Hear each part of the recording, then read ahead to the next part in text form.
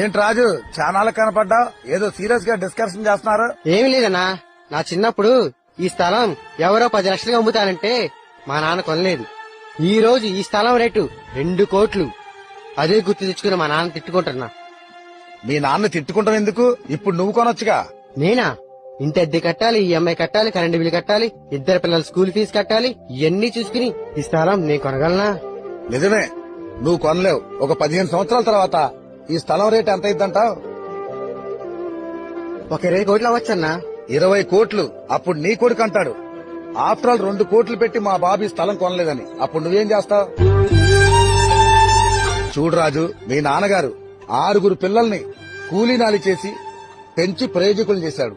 ఇప్పుడు నువ్వు జాబ్ చేస్తానే ఆ స్థలం కొనలేనంటున్నావు. మరి కూలి పని చేస్తూ ఆయన ఎలా కొనగలడు?